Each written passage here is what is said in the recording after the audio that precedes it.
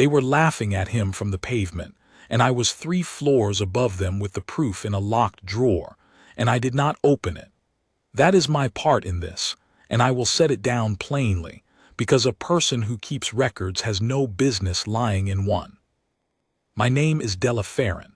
For 22 years I have been keeper of the household registers of the Royal House of Harrogate, which is a long title for a woman who writes things down.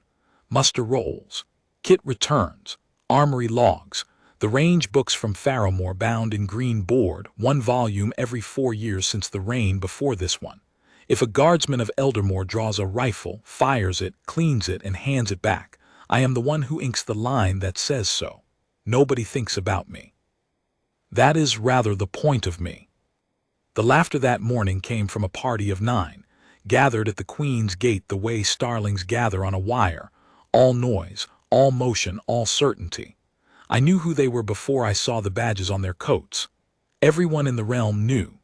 The Argent Circle, the fashionable shooting club, the champions, the men and women whose faces sold watches and whose scores were read out on the evening broadcast like the results of a war.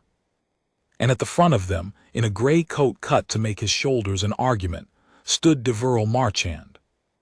Marchand had won the realm's long course 3 years running. He had put a bullet through a coin at 400 paces on live television, and then autographed the coin. He had a way of standing that made other men restand.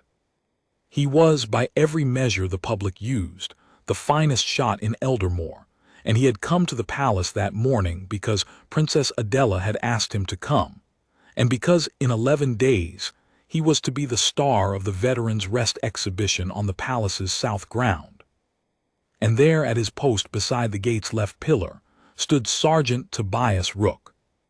I want to be exact about Rook, because everything that followed turned on people not being exact about him. He was 41 that autumn, 19 years in the King's Own Foot Guards, 6'1" and built like something left out in weather, not big but unyielding the way a fence post is unyielding, red tunic without a wrinkle in it, bearskin squared, white gloves, boots you could have shaved in. The rifle at his shoulder held so still that pigeons had been known to consider it. He stood the Queen's Gate 4 days in 7 and had stood it, on and off, for 6 years. And in all that time I had heard him speak perhaps 200 words, most of them in the armory, most of them thank you. There were 3 medals on his chest. 2 were service. The 3rd nobody could name.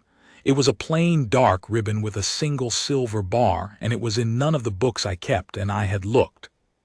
Marchand's people had their phones out. That was the whole of it, at first, the ordinary tourist sport of standing beside the man who cannot answer you and making a face. But the circle were not tourists.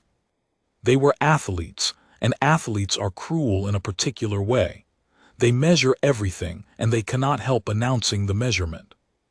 "Look at the trigger hand," one of them said, loud enough for my open window. "Look at it. That's a parade hand. That's a hand that's held a rifle for 20 years and never once had to decide anything with it." A woman in a yellow scarf laughed. "Don't be unkind. He's decorative. Every great house needs a hall stand." "He's the finest hall stand in the realm," said Marchand, and he said it warmly, generously, the way a man is generous with something he is certain cannot be hurt. He stepped closer, and I saw the crowd of ordinary onlookers behind them go quiet and fumble for their own phones, because a famous man was about to do a famous thing. "Sergeant, may I ask you something? Professional to, well, professional to professional." Rook's eyes stayed on the middle distance, which is where they had been since 6 that morning, and where they would be until his relief came at 10. "What would you score?" Marchand said. "At 400, honestly. What's your group at 400? "Nothing, not a movement, not the shift of a boot on stone." 200 then, Marchand said, and his people were laughing now in the easy, rolling way of a crowd that has been given permission. 150. "Sergeant, I'm serious. I'd like to know. Because I look at you and I look at that beautiful, beautiful rifle, and do you know what I see? I see the most expensive coat rack in Eldermoor." One of them flicked a coin. It rang off the cobble a hand's width from Rook's boot and spun there, glittering, and the gate crowd made a sound, half a gasp, half a laugh, and phones tracked it down and stayed on it. Rook did not look at the coin. I stood at my window with a ledger under my arm, range book VII, green board, brass corners, the one I had carried up from the vault that morning for a reason I will come to, and I watched a champion call the best rifle shot in the history of the kingdom of Eldermoor a coat rack, and I did not go down. I have asked myself why for a long time. The honest answer is small and ugly. I had been told not to. Told once quietly 9 years before in a corridor by a colonel with a pleasant voice. And I had been raised to believe that the keeping of records is a form of obedience. I was wrong, but it took a great deal of noise and one falling ton of steel to teach me. You have to understand what the palace was that autumn and what the exhibition was meant to be. Princess Adela, the king's sister, and the only member of the house who has ever, in my hearing, corrected her own brother in public and been thanked for it, had for 11 years been patron of the Veterans' Rest. It is not a charity of ribbons and champagne. It is 4 houses in the counties where old soldiers of Eldermoor go when their bodies have run out before their years have. Adela visits them without a photographer. She knows their names.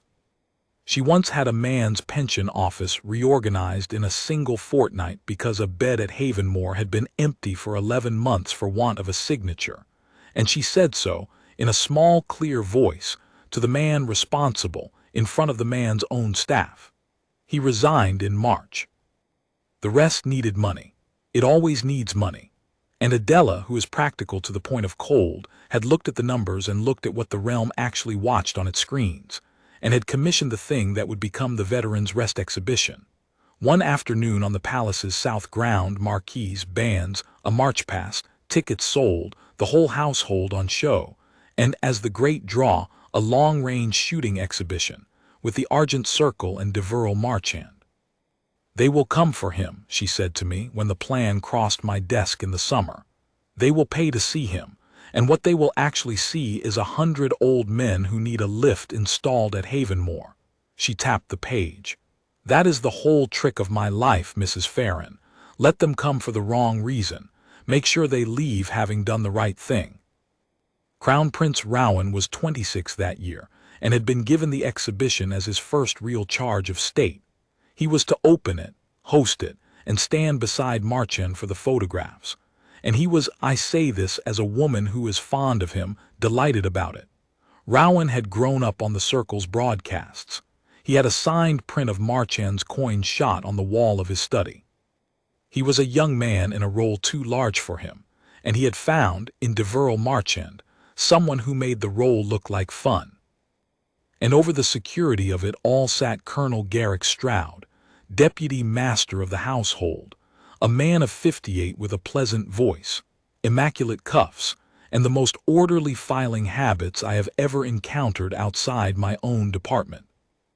That was the board, now the piece nobody had looked at. The green ledger under my arm was range book VII, covering the years when the Crown still ran the long marksmanship school at Farrowmoor, out on the flats where the wind comes off the sea in slabs. I had brought it up because the exhibition committee had asked me, in a memorandum of exquisite blandness, to compile the household's historical long-range records for the commentary team, that the day may be given a sense of tradition.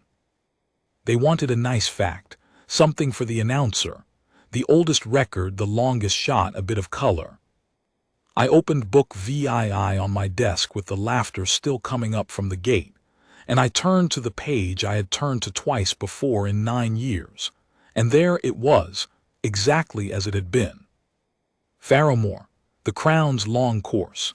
2,000 yards, the bell they called it, the iron plate at the far end of the flats that had been struck so rarely that the range staff kept a bottle in a cupboard for the occasion. In the whole history of the school, 11 men and 1 woman had rung it at all. 4 had done it twice. And in a column of small, patient, old-fashioned handwriting, the hand of Master-at-Arms Iverquist, 40 years the master of the butts, dead now these 6 years, was an entry that read, 19 shots, 19 strikes the bell in a crossing wind of 11 to 14. Course record. Standing, unsupported for the last 5. I have kept these books since I was a boy, and I do not expect to write such a line again. And beside it, the name of the shooter. It had been struck through. Not scratched out, struck, with a single clean rule of black ink, the way a clerk strikes a line that has been superseded. And beneath the rule, in a different hand, a different ink was written, entry withdrawn by direction, G.S. You could still read the name under the line. Of course you could. That is the thing about a struck line, it is not an erasure, it is an announcement that something has been taken from you, and it leaves the taking on the page forever. T. Rook as J.T. Down in the forecourt, Deverell Marchand was asking the coat rack whether it could hit a barn. I did go down. Not that morning, I want to be honest about the shape of my cowardice, but that afternoon, when the circle had gone off to be photographed on the south ground and the gate was quiet again, and the light had turned the color of weak tea. Rook was still there. His relief had come and gone. He had taken a second turn, which he did more often than the roster required, because he had, I think, nowhere in particular to be. I stopped a respectful distance off, the way one does, and I said to a man who was not permitted to answer me, "Sergeant, the committee has asked me for the range records, for the commentary." Nothing. The wind moved the fur of the bearskin, and nothing else about him moved at all. Book 7, I said. And I saw it. I want to be careful here because I have been accused since of embroidering, and I am not embroidering. There was no start, no flinch, no turn of the head. What there was a change in the quality of his stillness, the way a held note changes when the singer's breath begins to run out. It lasted perhaps a second. Then it was gone, and he was a red tunic and a bearskin and a rifle again, and I felt absurd, and I went back inside. Colonel Stroud was waiting at the foot of my stairs. He had a way of being where you were about to be. He smiled. He asked after my mother, who had been dead for 4 years, and then apologized charmingly for forgetting, which had the effect of making me apologize to him. The historical records, he said, for the commentary team. Yes, sir. Give them the Barrowfield match of '89. Lovely story. The fog, the last round, the tied score. Warm, human, quite safe. He put 2 fingers on the green board of the ledger under my arm, not gripping it, just resting there. Book 7 is a working document with several withdrawn entries. Withdrawn entries are, by their nature, not records. It would be an error of your office to publish one. Sir, the entry is legible. Legibility, said Colonel Garrick Stroud in his pleasant voice, is not authority, Mrs. Farron. Authority is. And he took his fingers off my ledger and went up the stairs past me, 2 at a time at 58, and I stood at the bottom in the dark of the stairwell with the green board burning against my ribs and understood, for the first time with any clarity, that I was not being asked to keep a record. I was being asked to keep a secret. That night the clip went out. Someone in the circle had cut it well, the coin, the ring of it on the cobble, the spin, and the man in red who did not look down. Marchand's voice over the top of it, warm as a hearth, the most expensive coat rack in Eldermoor, 2 million views before I went to bed, 4 by breakfast. By the second morning the phrase had grown a second head, the way these things do, and a caption artist somewhere had improved it, and the improved version was on the front of 3 papers and on the lips of the entire realm. The Crown's deadliest ornament. And under the phrase every time the same photograph. Sergeant Tobias Rook at his post, eyes forward, a coin at his boot, holding still. The palace does not react to things. The palace absorbs them, the way a moor absorbs rain, and then some months later a spring appears somewhere unexpected, and everybody pretends not to be surprised. But the press office reacted. The press office was, that week, the happiest I have ever known it. Ticket sales for the Veterans Rest exhibition had trebled in 4 days. The phrase was doing what phrases do. And so, on the Thursday, a proposal came up from the 3rd floor and went round the committee, and I read it in my ledger room with my tea going cold, and I have kept my copy, because I like to be able to prove that I am not exaggerating. The Guards Gallery, a light-hearted addition to the exhibition program, proposed by Mr. D. Marchand and warmly endorsed by this office. At a reduced range of 150 yards on the south ground before the public, a small number of ceremonial guardsmen will be invited to attempt the targets alongside members of the Argent Circle. Mr. Marchand suggests the tone be one of affectionate fun. The contrast between the ornamental and the operational is understood to be the point. The contrast between the ornamental and the operational is understood to be the point. Somebody typed that. Somebody read it back and was pleased with it and initialed it and sent it on. I went to see Sergeant Major Ivo Callow, who ran the Queen's Gate detail and who had been in the regiment since before I had the registers, and I found him in the guardroom holding the same memorandum, with the expression of a man reading a diagnosis. "They want my men to be a novelty stall," he said. "Can you refuse?" "I can refuse. And then I'm a colonel's problem, and my men are a colonel's problem, and in 6 months they're all on night gates at Aldergrove and nobody remembers why." He put the paper down very gently, which was worse than if he had thrown it. "Somebody's already said yes, Mrs. Farron. Look at the initials." I looked at the initials. "GS. Approved. Recommend SJT Rook be included. It is his likeness that has caught the public's affection, and it would be ungracious of the household to withhold him." Ungracious. That was the word he chose. I have thought about that word for a long time. The order was given to Rook on the Friday, on the forecourt, in front of the changing of the guard. That was deliberate, too.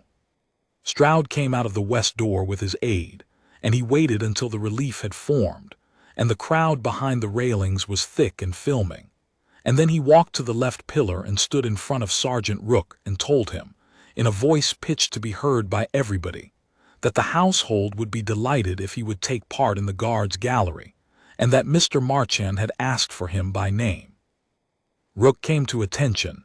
He had to. He was spoken to by an officer. "Sir," he said, "respectfully, no." I was at the window. I heard it. Half the forecourt heard it, and every phone at the railings heard it, and Colonel Stroud, who had been expecting exactly this and had built the whole morning around it, allowed a small, sorrowing look to cross his face. "You understand this is for the rest," he said, "for the old men at Havenmoor." "Yes, sir." "And you decline." "I don't shoot for sport, sir." 6 words. Flat, unhurried, without an ounce of defiance in them, which somehow made them worse. "I haven't in 9 years. I won't now." "Nobody is asking you to be a marksman, Sergeant," said Stroud kindly into the phones. "We are only asking you to be a good sport." And Rook said, "No, sir." You could feel it move through the railings. Not anger, something worse than anger. Disappointment. 90 people had come to the Queen's Gate that morning half hoping to see the ornament turn out to be something, and instead they saw a man in a red coat say no to charity, and they drew the conclusion the whole world draws when a man refuses a test. By evening the second clip was out, cut against the first. "He won't even try. Coward in a bearskin." The Crown's deadliest ornament. Turns out the deadly part was optimistic. And Colonel Stroud went upstairs, and in his careful hand, entered on Sergeant Tobias Rook's conduct sheet a formal note of * reluctance to support a household charitable undertaking, in the presence of the public *, which is not a charge, which is not a punishment, which is simply a sentence that will sit in a file forever and be read by every board that ever considers him for anything again. It was the second such sentence in that file. I know because I keep the files. I want to put down here, before the rest of it, The only 2 occasions in 6 years on which I had exchanged more than a courtesy with Tobias Rook, because they are the reason I did what I did afterwards, and because a man ought to be shown before he is explained. The first was in the armory, in a hard winter, when a young guardsman had let a rifle go over on the rack and put a scar in the stock the length of a finger, and was standing there the color of paper, because that rifle was 200 years old and had a name. Rook came in off his post, took the rifle, looked at it, and said to the boy, "Was it dropped or was it knocked?" "Knocked, Sergeant." "By you?" "Yes, Sergeant." "Then say so on the return and say nothing else, and don't invent a reason, because a reason is a lie with a hat on." He handed it to me. "Mrs. Farron, log it honest. I'll speak to the armorer." And to the boy at the door, "It's wood. It'll take a scar and be a rifle still, so will you." The second was the day his son was sworn in. Ellis Rook came into the regiment at 19, a long, raw, hungry-looking boy with his father's jaw and none of his father's quiet. I processed his papers. He signed his name with a flourish twice because he liked the look of it. And when he had gone off with the recruits, his father, who had watched the whole thing from the back of the hall in civilian clothes because he was not on duty and did not wish to be, came up to my table and stood there for a while, not saying anything, and then said, "Does he have to put down my number on the form, next of kin?" "He's already put it down, Sergeant." Rook nodded. He looked at the doorway his son had gone out of, and he said, so quietly that I nearly missed it, "He'll hear things about me." "He may." "He'll believe them." He picked up his hat. "That's all right. It's a fair thing to believe, from where he's standing." And he thanked me and left, and that was the whole of it. And I sat there for 10 minutes afterwards with a pen in my hand and did not write anything down. The exhibition was 7 days away when the game changed. It changed in the way these things do, not with a decision, but with a small administrative cruelty that nobody had to think very hard about. Sergeant Rook had declined the guards' gallery. Very well. The household could hardly leave the gallery empty. It had been advertised. The tickets said so. And so somebody in the press office, I have never established who, and I have tried, went to the roster and found another guardsman of the same regiment, of the same gate detail, with the same surname, and wrote his name into the program. Guardsman E. Rook. The Sun.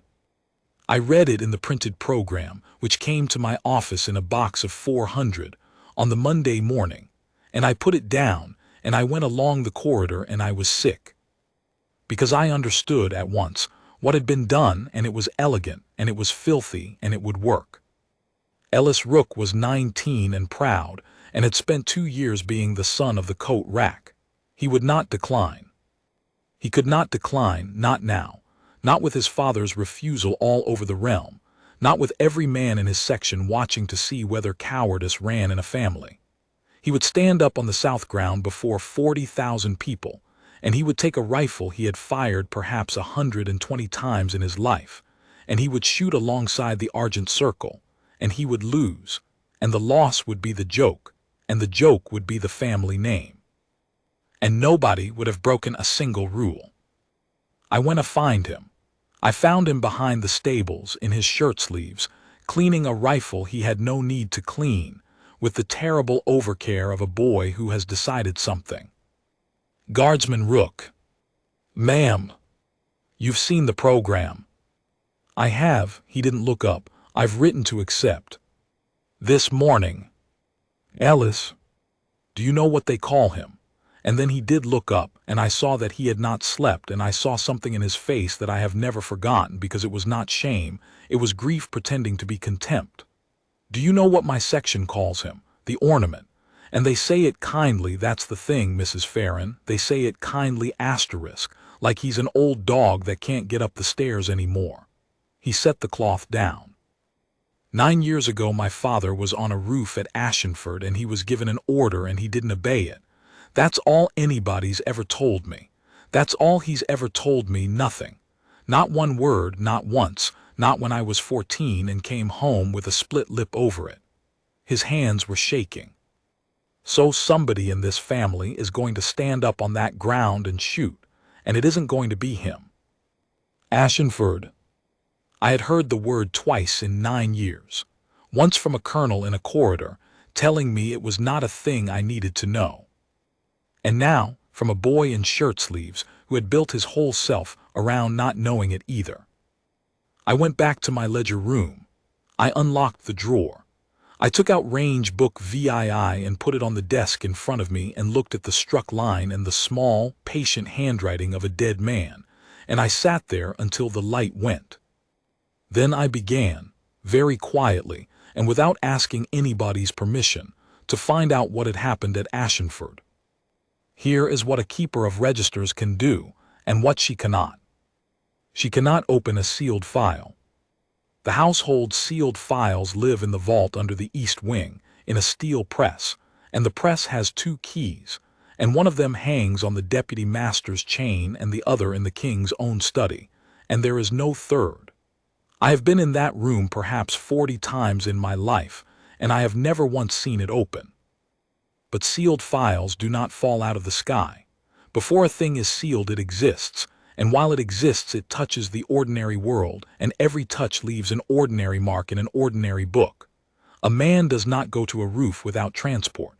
A rifle does not leave a rack without a signature. An officer does not stand a company to on a public holiday without a duty return, and a duty return is not sealed. It is filed, and it is filed by me. So I did not look for the truth. I looked for its footprints. It took me 3 nights.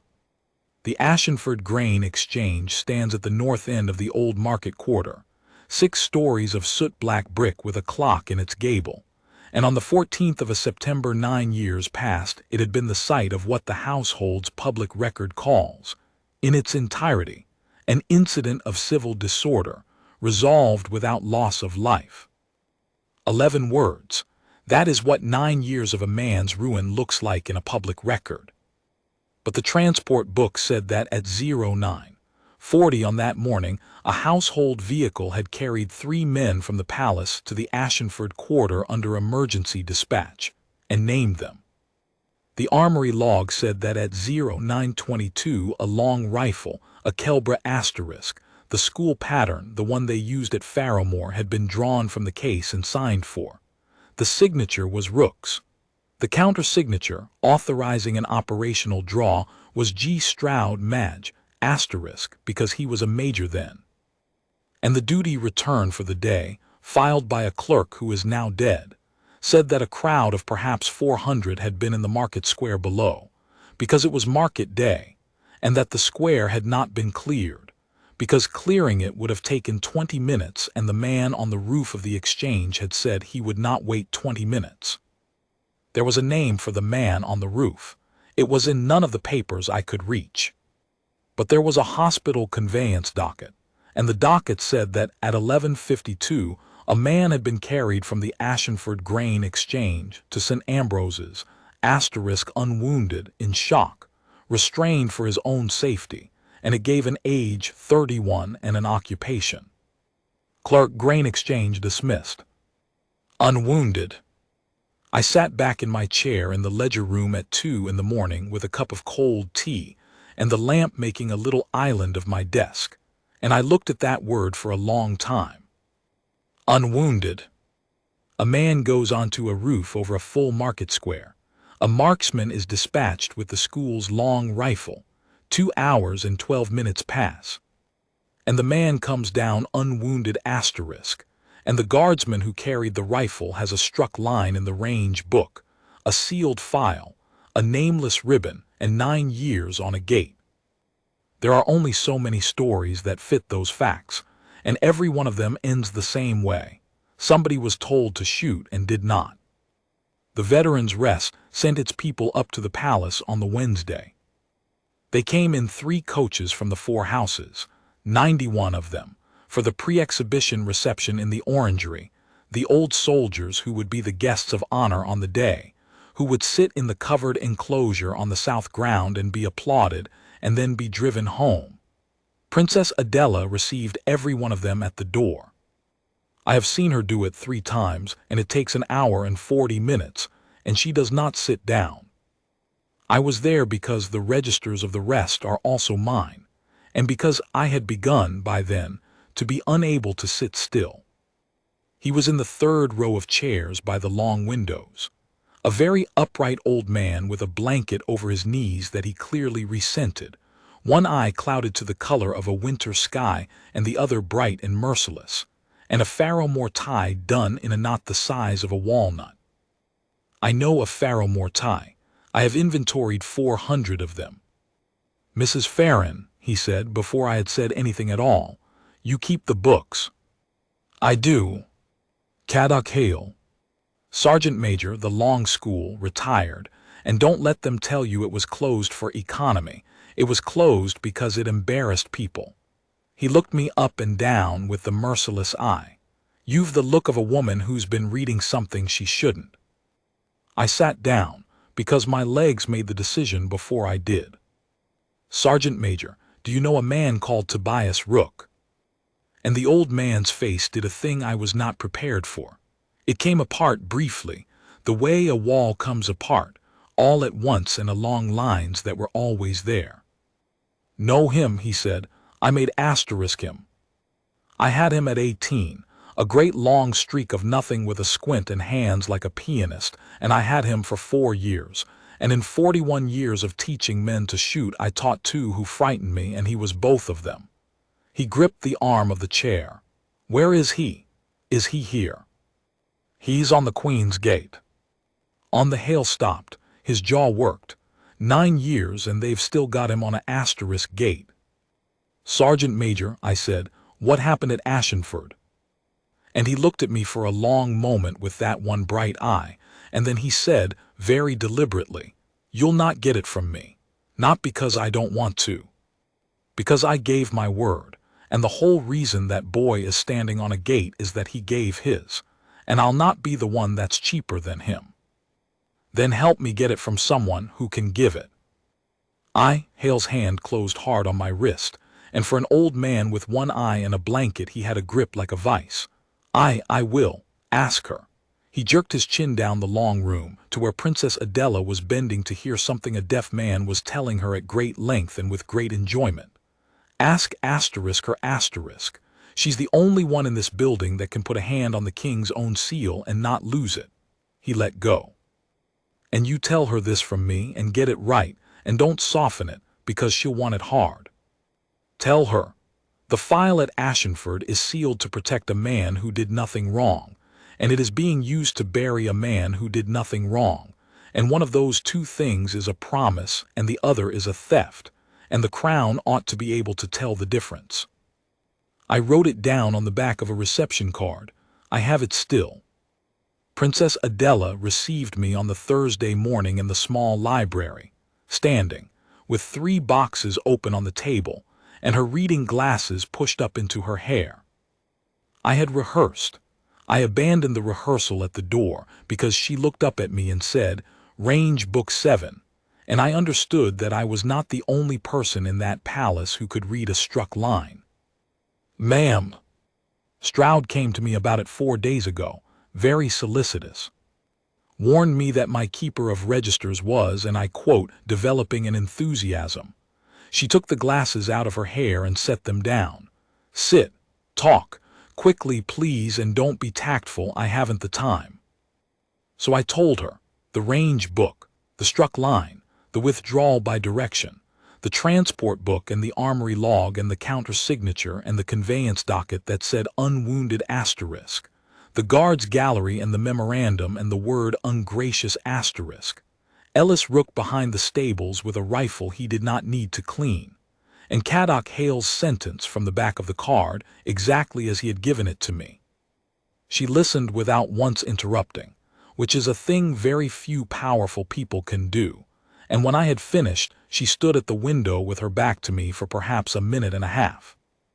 Then she said, You have it nearly right and entirely wrong, and I am going to do you the discourtesy of telling you the truth, because you have earned it and because you will make a worse mess than this if I don't. She turned round.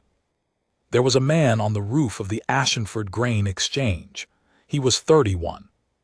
He had been dismissed from his post at the exchange 11 days before for an error that was not his, and had spent those 11 days going quietly to pieces. And on the morning of the 14th, he took his father's rifle out of a cupboard and went up onto the parapet above a market square with 400 people in it, and told the world he was not coming down.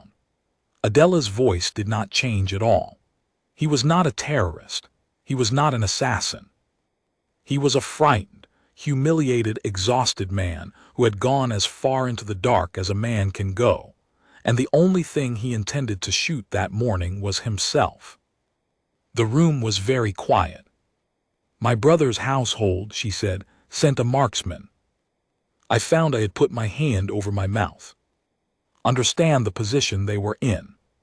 From the ground at that hour in that light, what the officers could see was a man with a rifle above a crowded square. That is not a mental health emergency, Mrs. Farron. That is, to a security officer with 400 civilians beneath him and 11 minutes to decide, an active threat. Major Stroud had the square. He had no lawful way to clear it in time, and he had no way to know what was in that man's head. She sat, finally, on the arm of a chair. And he gave the order that the manual told him to give, and I do not think, even now, that a board of inquiry would have found against him for giving it. He told the marksman on the opposite roof to take the shot. And Rook didn't. Rook didn't. Adela looked at her hands. Sergeant Rook was lying on a lead roof 190 yards away with a Kelbra rifle and a clear sight of that man for 1 hour and 50 minutes, and he had him. He had him the entire time. Do you understand what I am telling you? He could have ended it in the first 4 seconds, and he came up on the radio and said, "Not yet." And Stroud said, "Take the shot," and he said, "Not yet, sir."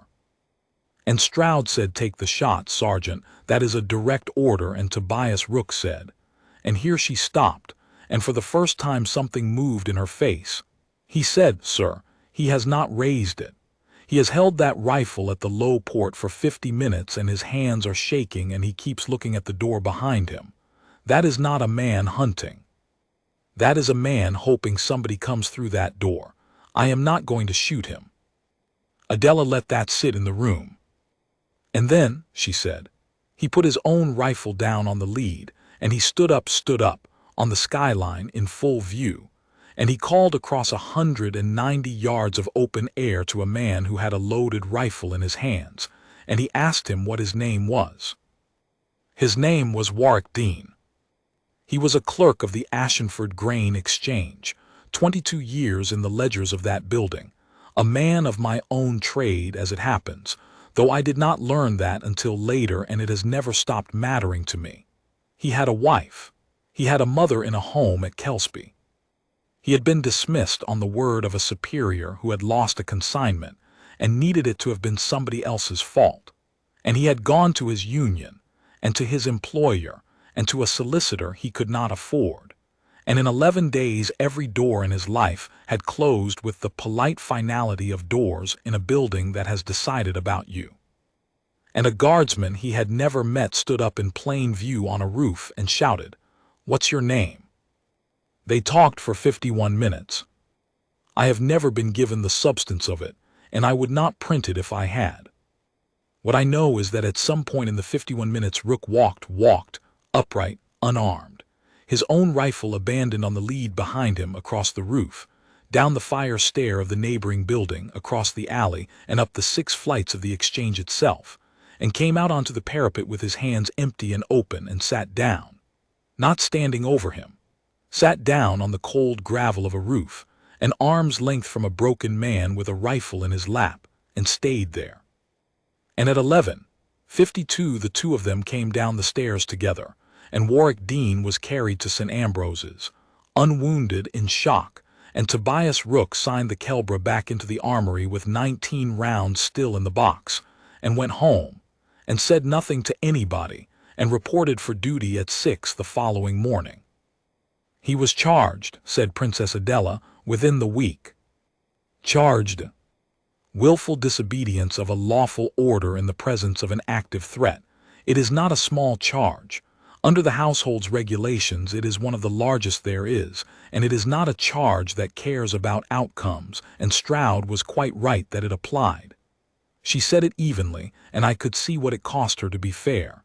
He had been ordered to fire. He had refused. He had then, on his own initiative, abandoned his weapon and his position, and walked into a live scene unarmed. Every one of those is a hanging offense in a manual, Mrs. Farron, and every one of them was the correct thing to do, and both of those statements are true at once, and that is the whole of the tragedy. But he was right. He was right, she agreed, and being right is not a defense, it is an aggravation. If he had shot and had been wrong, we should have buried Warwick Dean and given Sergeant Rook a medal and written regrettably necessary in a report, and everyone would have gone home. Because he did not shoot and was right, he made a fool of the manual and of the man holding it, and institutions can forgive being wrong far more easily than they can forgive being made foolish. She looked at me. The king stopped the charge. Then, my brother stopped it himself. He read the file and he stopped it, and he did more than that. He ordered a commendation drawn up in the highest terms for conduct of the most exceptional courage and judgment, in refusing an order that would have destroyed an innocent life. It exists. It is signed. It is the reason for that ribbon on his chest that nobody can name, because the ribbon is real and the citation is what it hangs from. Then why, I said, and my voice was not entirely under my control, is it sealed? Why in God's name is it sealed? And Princess Adela of Eldermoor said quietly, because of Warwick Dean. She let me sit with it. Think, she said. Think it through, Mrs. Farron, because I have thought it through every year for 9 years, and I have never yet found the door out of it. To publish the citation is to publish the act. To publish the act is to say, in the king's own name, on the front of every paper in the realm. On the 14th of September, a man called Warwick Dean stood on a roof with a rifle and meant to end his life.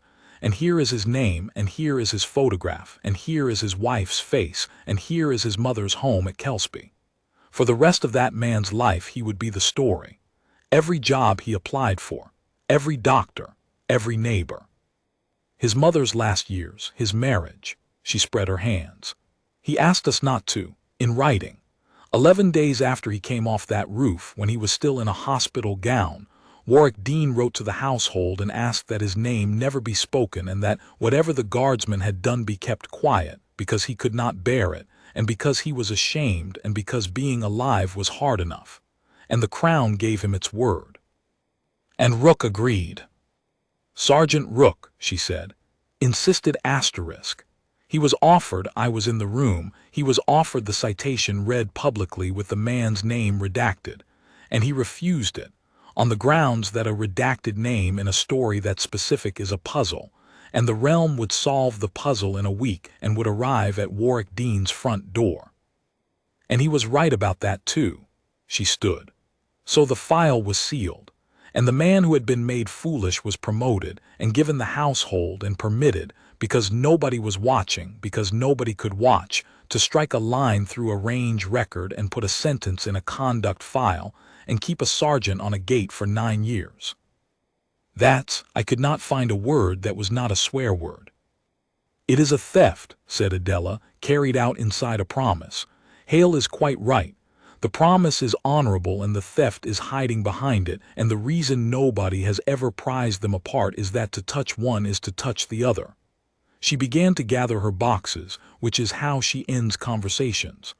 I have tried, Mrs. Farron, twice. And each time I have arrived at the same wall, and the wall has a man's whole life leaning against the other side of it, and I have gone away. At the door she stopped. There is one key, she said. 1. Warwick Dean released the crown from its promise, or he did not. Nobody else on earth can open that door, not the king, not I, not you. And no one has asked him in 9 years, because to ask him would be to walk up his garden path and knock on his door and remind a man who has spent 9 years learning to breathe of the worst morning of his life, on the chance he might say yes. She looked at the window. I have never had the stomach for it, she said. I am not certain I have it now. I went to Rook. I did it badly, I know that now. I went that afternoon and I waited by the guardroom until he came off his turn, and I put myself in front of him in the corridor with my heart going like a bird in a box, and I said, without any preamble at all, "Sergeant, I know about Ashenford, and I can stop what they are doing to you and to your son, and I need you to let me." And he stood there in the corridor with his bearskin under his arm, and his hair flattened and dark with sweat, and he looked at me with an expression of such profound and gentle weariness that I would rather he had shouted. "No, Mrs. Farron," he said. "They are going to put your son asterisk on that ground and make a joke of him." He agreed to it. "Because of asterisk you?" "Yes," said Rook. "Because of me." He did not raise his voice, not once in the whole of that conversation. That was the unbearable part. He's 19 and he's angry and he thinks his father is a coward and he's going to go out there and shoot badly in front of 40,000 people to prove that we're not, and it's going to hurt him, and I can't stop it, and it's my fault that I can't stop it, because the only thing I could say to stop it is the one thing I'm not allowed to say. He shifted the bearskin. "That's the bill, ma'am. I've been paying it for 9 years. It isn't a hardship." "It's a bill." "Sergeant, there's a man," he said, "in a small house in a town I won't name, who gets up in the morning and puts his shoes on and goes to work, and nobody in that town knows what he did on a roof, and nobody in that town knows what he nearly did, and his wife is still with him, and his mother died at Kelsby thinking her boy had a bad year and got over it." He looked past me at the middle distance, the way he did at the gate. "That's the shot I took. That's the only one that ever mattered, and it wasn't a shot at all. It was a name shouted across a roof." His jaw moved. "And I'll not have it undone so that a colonel can be embarrassed and a sergeant can have his line back in a book." "And Ellis?" Something went through him then. It was the only time.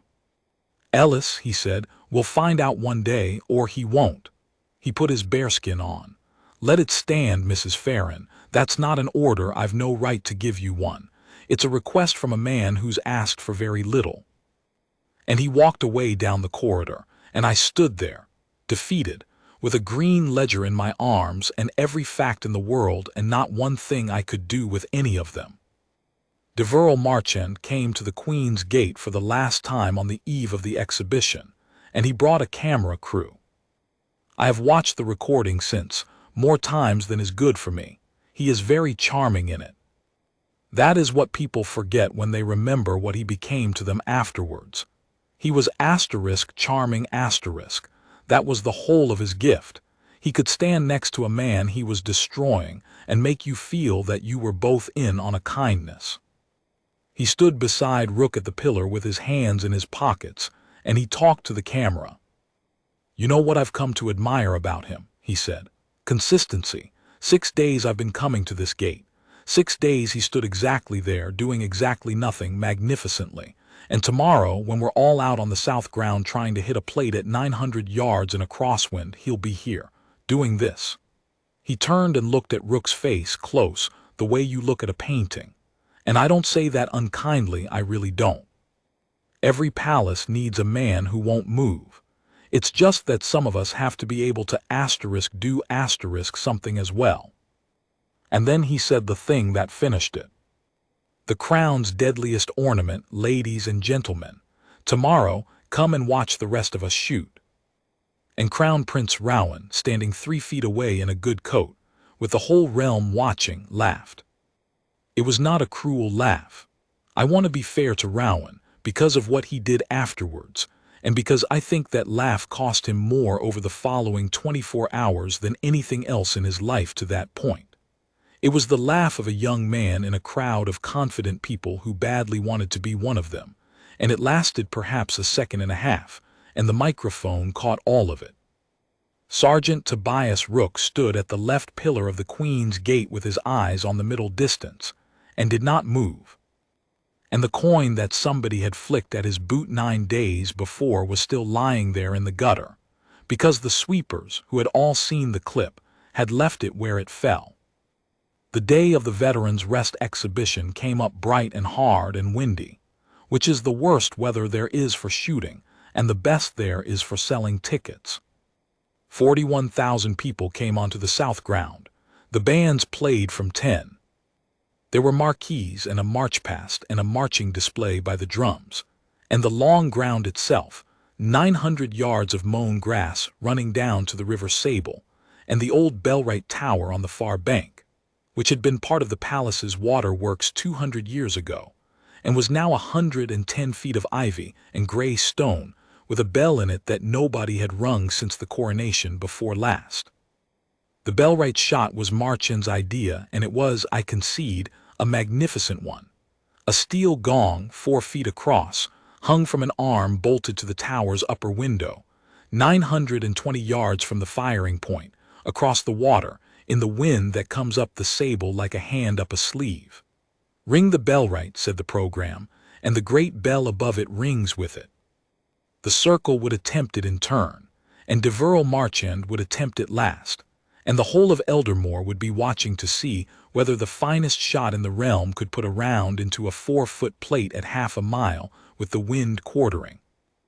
And below the gong, running out from the base of the tower, Marchand's people had rigged the other thing. I want to describe it exactly, because 41,000 people saw it, and afterwards not one of them could tell you what it actually was. It was a banner, an enormous one, 60 feet by 20, the arms of the Veterans Rest, canvas on a steel spar, weighted at its foot with a length of iron rail so that it would hang flat and photograph well. It was to be raised at the moment the gong rang.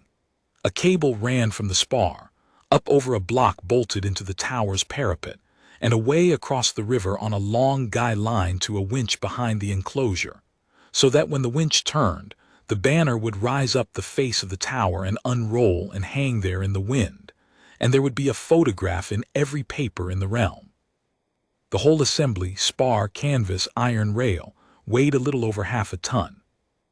And the guy line from the block to the winch ran directly over the covered enclosure where 91 old soldiers of the Veterans Rest sat in their rows, under an awning, in chairs, with their sticks and their blankets and their hearing aids, being applauded. The master of the works had objected, in writing. I have his memorandum. It is 4 lines long, and it uses the phrase * no load of any kind is to be suspended over occupied seating, underlined.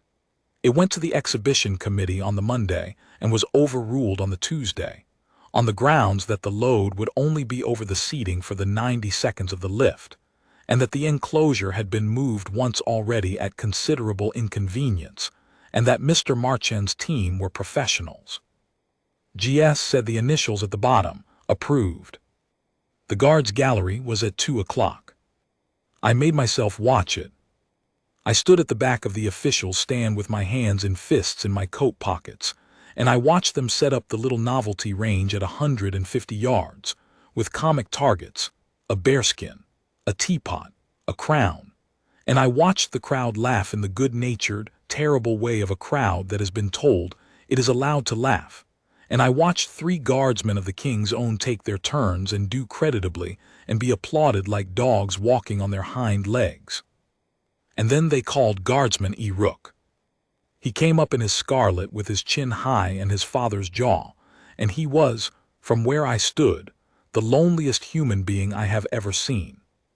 The commentator said, and here he is, ladies and gentlemen, you may know the name, and the crowd made a noise that was fondness and cruelty melted into each other, until you could not tell which was which, and 41,000 people watched a 19-year-old boy lie down on a mat with a rifle he had fired 120 times. He got 2 on the teapot. He missed the crown 3 times. His hands were shaking so badly by the 5th round that a circle man went over, and with a friendliness that I will hate until the day I die, put a hand on his shoulder and said something kind into his ear, and the crowd applauded that too, and the boy got up and saluted and walked off the ground with his ears scarlet and his eyes fixed on nothing at all. At the rail, in a red tunic, with his bearskin under his arm and no post to stand at, because Sergeant Major Callow had personally taken him off the roster for the day, stood Tobias Rook. He watched every round. Ellis came off the ground and walked past his father at a distance of 4 feet, and did not turn his head and kept walking. And I saw the thing that his son did not see, and I have not been able to unsee it since. I saw Rook's hand come halfway up halfway and stop and go back down to his side. Then the band started again, and the crowd forgot about it in 90 seconds, which is what crowds do. The Bellwright shot was at 4 in the last of the light, with the wind up to 18 and gusting. 4 members of the Argent Circle attempted it and none of them touched it. That was the drama, and it was good drama. You could hear the crowd learning, shot by shot, what 900 yards in a crossing wind actually means. Then Marchand walked out to the firing point in his gray coat, and 41,000 people got to their feet. He is a great shot. I will say that because it is true, and because it makes what happened afterwards not a story about a fool, but a story about a man. His third round rang the gong. The sound came back across the water 2 full seconds after the strike, a deep flat asterisk bong with the river in it, and the great bell in the tower answered it, and the crowd came apart, and the king, who had been sitting in the royal box beside Princess Adela, watching with the mild attentiveness of a man who has been to 900 of these, stood up and applauded, and Crown Prince Rowan was on his feet shouting like a boy at a match. And somebody at the winch behind the enclosure, in all that noise, started the lift. I was looking at the tower. I have wondered since whether that is why I saw it and 40,000 people did not.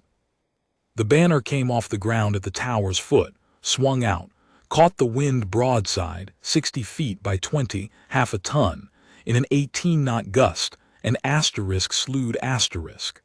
And the spar came round and struck the corner of the parapet, and the block that was bolted into the parapet, and the block tore. It did not come away. That would have been better. It tore half out and jammed and canted over, and the cable ran into the gap between the block's cheek and the stone and asterisk bound there, and the whole assembly stopped dead in the air, 60 feet up, hanging at a drunken angle with its iron-weighted foot swinging. And the guy line, the long line, the one that ran from the block across the river to the winch, snapped taut as a wire, straight over the covered enclosure. I watched it happen and my brain did not want it. I remember thinking, quite calmly, that's wrong, and then I remember the winchman's whistle, 3 short blasts, and the crowd noise dying in a great ragged wave as 41,000 people turned to look at a thing they could not understand. Here is what it was. The block had torn out of the stone on one side. It was holding by 2 bolts of 4. It had a half-ton of canvas and iron hanging on it, and it had a guy line under load running from it to a winch drum 300 yards away, and that guy line, 40 feet of it, ran directly above 91 seated men, most of whom could not stand without help, in an enclosure with a single ramp exit at one end. If the block let go, the banner would fall down the face of the tower, which was nobody's problem. It would go into the river. But the guy line would go with it. Half a ton, falling 60 feet, would snatch 300 yards of steel cable across the enclosure like a whip, and it would take the awning and the stanchions and the frame, and it would come down on those rows in about a second and a half. The master of the works reached the winch at a dead run. I heard him afterwards at the inquiry, and he was very clear. He could not slack the guy, because slack would let the load drop. He could not haul, because hauling would rip the last 2 bolts out of the stone. He could not send a man up the tower, because the tower's internal stair had been condemned 4 years earlier, and the ladder on the outside would take 9 minutes. And he could not clear the enclosure, because clearing 91 men with sticks and chairs and hearing aids down one ramp takes, and he had timed it that morning because he was that kind of man, 11 minutes. They had perhaps 3. The gusts were coming up the river in sets. And then somebody said, into a radio that was patched to the public system, by an error of engineering that I have always thought of since as the only truly lucky thing that happened that day. The thing that was in every mind and that nobody had wanted to say. Can we not just shoot the cable? 41,000 people heard it. And every single one of them turned to look at the man in the gray coat, standing at the firing point with a rifle in his hands. It was a real shot. That has to be understood, or none of what follows means anything. The master of the works had it worked out inside a minute, shouting it at the official's stand with a diagram he drew on the back of a seating plan. The load was hanging from the block. The block was going. But the asterisk guy line, the killing line, the whip, was made off to a hard eye on the underside of the spar itself. And if that guy line were severed at a point asterisk beyond the block, out over the water, then the banner would still fall, and it would still take the block with it, and it would all go into the sable and be somebody's insurance claim, and the 300 yards of cable over the old men's heads would simply drop harmlessly, dead and slack, into the grass. Cut the guy line, and the whip has nothing to swing. The point at which it had to be cut was a 15-foot span of steel cable, hanging in the wind between the block on the parapet and the eye on the spar, a little under 300 yards from the firing point, 60 feet up, moving. Moving is the word that matters. It was not a static wire. It was under variable load from half a ton of canvas trying to fly, and it was breathing in and out with every gust 6 inches, 8 inches, a foot, and behind it, at a distance of perhaps 4 feet, was the gray stone face of the Bellwright Tower. And on that tower's parapet, 20 feet from the block, clinging to the ivy with both arms and his boots skidding on wet stone, was Marchand's young rigger, a boy of 20 called Petter Lask, who had gone up the outside ladder at the first crack of the block because he thought he could free the cable by hand, and who was now stuck on a ledge 9 inches wide, directly beside the thing everyone wanted to shoot. Colonel Garrick Stroud arrived at the firing point at a run. I was close enough to hear him. He was not panicking. I will give him that. He was doing exactly what he had been trained to do, which was to take command and give an instruction inside 10 seconds. Mr. Marchand, take the shot. The lad's on the parapet. The lad is not asterisk on the cable. Take the shot. And Devereux Marchand, champion of the realm's long course, went down on the mat. I could not watch and I could not look away. He was very good. He was quick and he was calm and he did everything right. He took his time on the wind and the wind changed and he took it again. His first round went into the ivy 9 feet left. His second went into the stone, and the crack of it came back over the water, and a fist-sized piece of the Bellwright Tower blew out 4 feet from Petter Lask's face, and the boy screamed, and the crowd screamed with him. Marchand did not take a third. He lay there for a moment with his cheek on the stock, and then he lifted his head, and I watched a man's entire life reorganize itself in the space of about 2 seconds. He got up off the mat. He was white.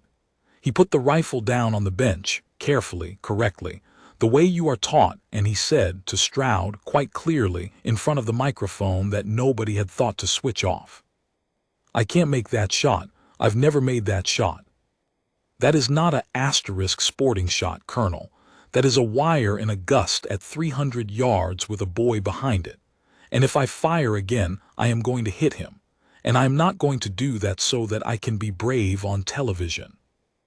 And into the silence that came down over 41,000 people, a woman's voice, Princess Adela's, from the royal box, pitched to carry the way she had learned to pitch it in drafty halls full of deaf old men, said, "Sergeant Rook." He was already moving. I don't think he heard her. I have asked him and he says he did not, and he does not lie. He had been standing at the rail by the enclosure since the block tore, and he had been watching the guy line breathe, and he was already walking down the ground toward the firing point with his bearskin in his hand. He handed it to me as he passed. I have thought about that 100 times, that in the middle of it, with 3 minutes on the clock, He handed a bearskin to a woman he had spoken to perhaps 8 times in 6 years, because you do not put a thing like that on the ground. Stroud stepped into his path. "You are not authorized." "Sir," said Rook, "there are 91 men under that line, and I know 4 of them." "Sergeant, you have not held a rifle in 9 years." "No, sir," said Tobias Rook. "I've held one every day for 9 years. I just haven't fired it." And he went round the colonel the way water goes round a stone, and he knelt at the bench, and he picked up Marchand's rifle, and Marchand, I was 10 feet away. I saw this. Marchand stepped back and gave him the mat. He did not lie down. He looked at the tower for perhaps 8 seconds. He looked at the river and at the flags on the marquees, and at the way the smoke from the field kitchen was going, and at the ivy on the tower face, which is the only wind flag that matters at the target. Then he asked one question of the master of the works in a voice like a man asking the time. "Which way does it want to fall?" "Left into the water. If the guy goes, it goes left." "Then I want it cut on the right of the block, beyond it." "Out over the river?" "Yes." "And the lad's on the left?" "He's on the left." "Good," said Rook.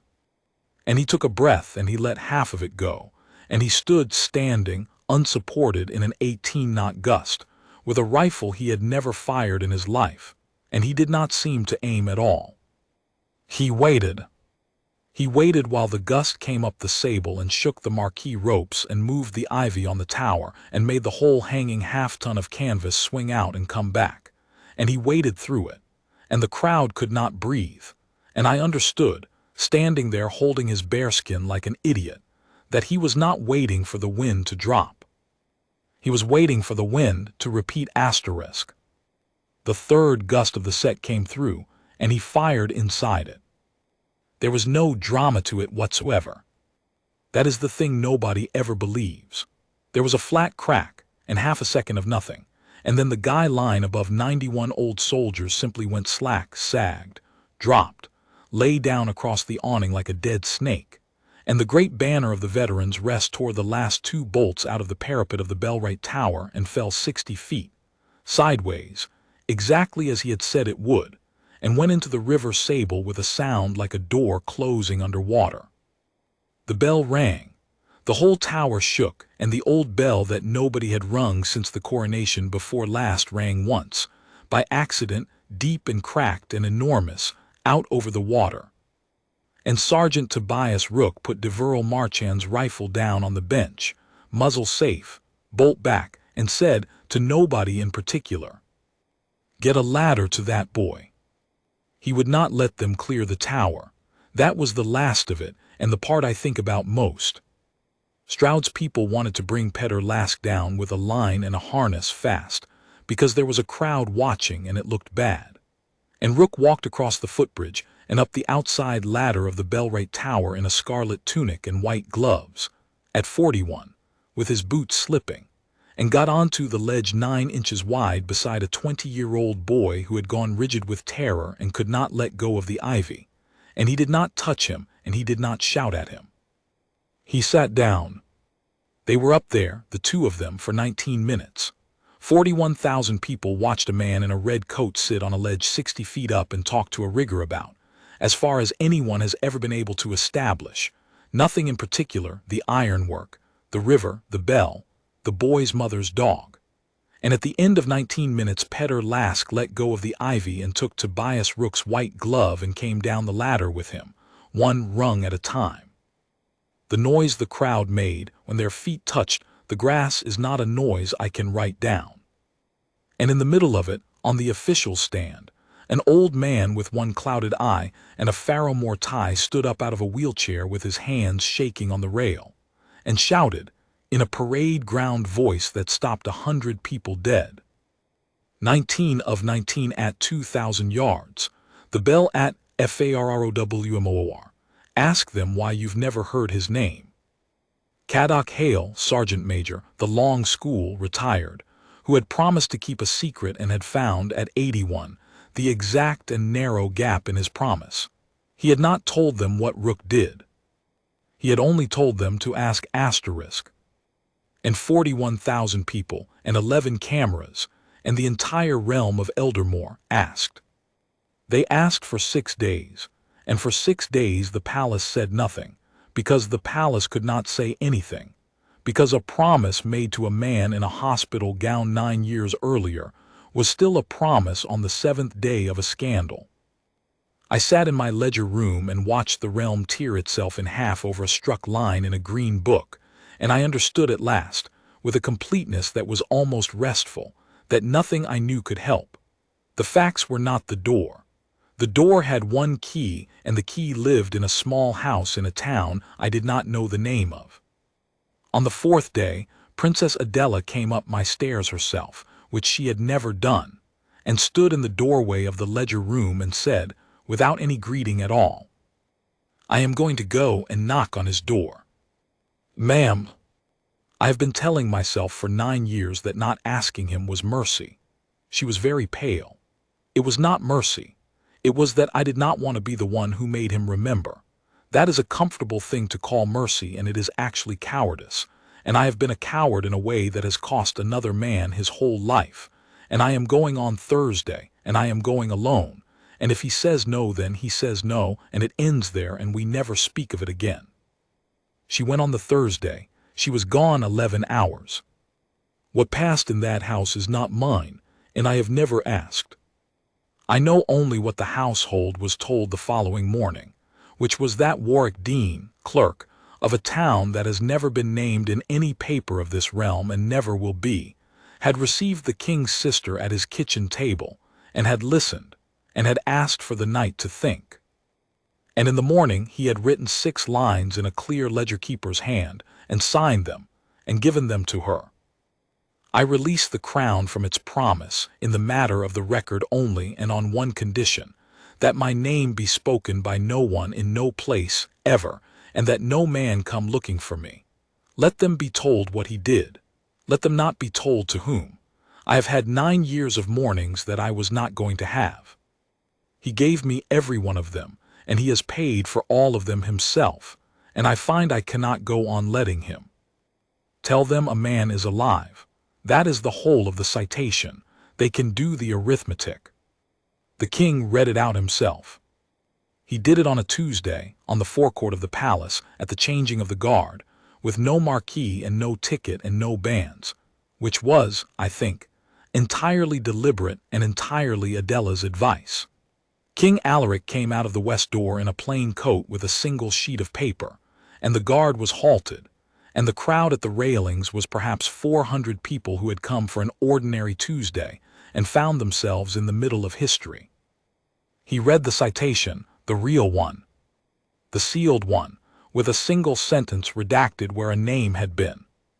For conduct of the most exceptional courage and judgment, that on being ordered to fire upon a man whom he alone had correctly judged to be no threat to any life but his own, Sergeant Tobias Rook refused. That he then laid down his weapon, exposed himself without cover or protection, and by his own voice and his own presence, over 1 hour and 51 minutes, brought that man down alive.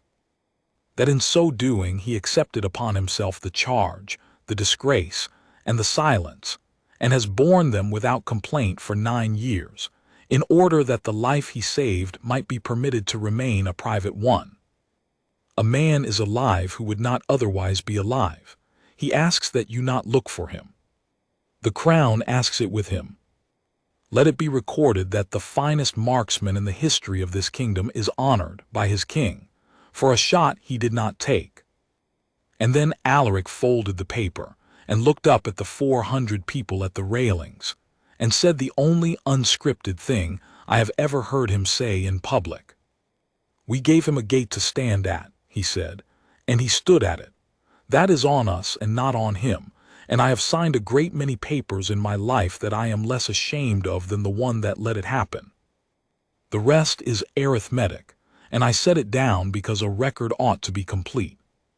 Colonel Garrick Stroud was relieved of his post that afternoon and referred to a board of inquiry on 3 counts: the withdrawal of a range entry without authority, the entry of prejudicial matter upon a conduct sheet arising from a lawful refusal, and the approval, over the written objection of the master of the works, of a suspended load above occupied seating. He was found against on all three. He was not, in the end, prosecuted, and I have had to make my peace with that. He was permitted to resign, and he wrote, and I will say this for him, because it is in the record, and the record is the record, a letter to Sergeant Rook, 4 pages long, which Rook read once and has never spoken of. Iverquist's line was restored to range book VII. I did it myself at my own desk on the Wednesday evening with the lamp on. You cannot unstrike a line. That is not how a ledger works, and it is not how anything works. What you can do is write, beneath it, in a fresh hand and a fresh ink, the truth and the date, and sign your name to it, so that anyone who ever opens that book again will see the line, and the lie and the correction, and know exactly which of the three was hardest. Entry restored. Withdrawal of date was made without authority. T. Rook, SJT, 19 shots, 19 strikes, the bell, Eldermoor, course record unbroken. D. Farron, keeper of the registers. Deverell Marchand asked for a shoot-off. Of course he did. He was a competitor, and it was the only apology he had in him at first. He asked publicly, generously, handsomely, and offered his own purse to the rest, and the realm held its breath for a fortnight. Rook refused. He gave his reason once, to a single reporter in 11 words, and it went round the world in a day, and it is on the wall of the long school at Eldermoor now, which has been reopened. I don't shoot for sport, I never did, that's the whole point. And Marchand, to his lasting credit, and I did not expect it, stopped asking. He endowed the lift at Eldermoor and 2 more besides, and he took the Kodak clip down and left up, in its place, a 9-second recording of himself lying on a mat at the firing point saying, "I can't make that shot," which is the bravest thing I have ever seen a famous man do, and he has never once tried to be forgiven for the rest of it, which is the second bravest. Crown Prince Rowan came to the Queen's Gate on the Thursday of that week, in uniform at 5 in the morning in the dark and the cold, and stood the first 2 hours of Sergeant Rook's watch beside him at the left pillar. He had told nobody. There were no cameras. A milk driver photographed them at 6:20, and that is the only image that exists. He did not apologize at the gate, you cannot speak on the gate, but he was there at 6, and at 7, and at 6:30, absolutely still, with his hands going white in the cold. And when he came off, he walked straight into the guardroom and apologized to Sergeant Major Callow's entire detail, standing up, 1 man at a time. He has not laughed at a man in a red coat since. I do not think he ever will again. And Ellis Rook stood at the back of the forecourt on the Tuesday and heard his king read out what his father had done, and I watched his face come apart, and I have never in my life felt a worse impulse than the one I felt then, which was to look away and give him his privacy, and I did not, because I was the one keeping the record and somebody has to see these things. He did not go to his father afterwards. He could not. He went to the armory instead and cleaned a rifle for 2 hours, because he is his father's son, and that is what they do instead of weeping. It was Rook who went to him. I was at the armory door with the evening returns, and I saw it, and I did not go in, and I have never told either of them that I was there, except that I am telling them now, because this is the record, and I am done keeping things out of it.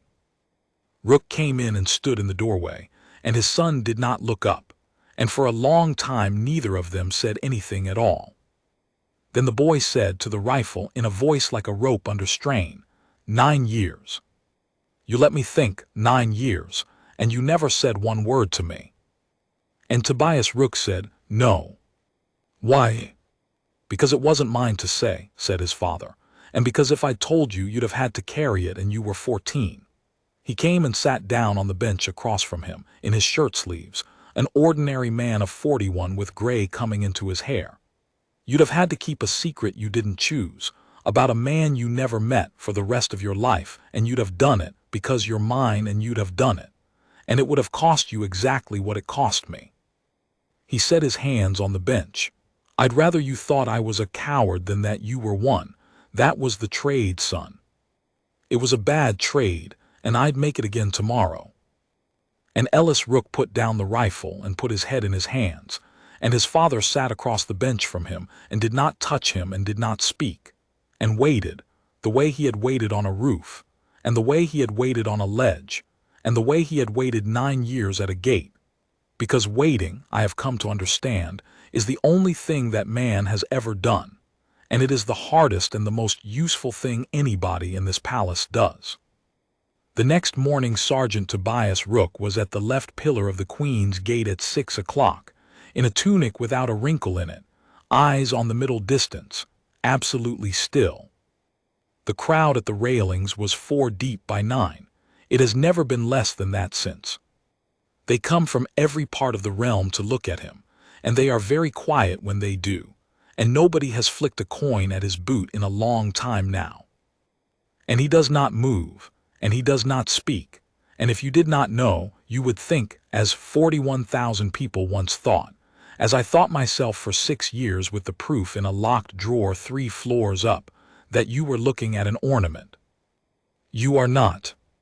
You are looking at the deadliest marksman in the history of this kingdom, and the reason he is the deadliest is not the 19 strikes at Eldermoor, and it is not the wire at 300 yards in a gust. It is that in 23 years of soldiering, given every reason and one direct order, he has never once fired at a living man. He is not standing there because he cannot do anything. He is standing there because he knows, better than any of us, exactly what he could do, and has decided every single morning for 9 years not to. That is the whole of it. I have written it down. It is in the book.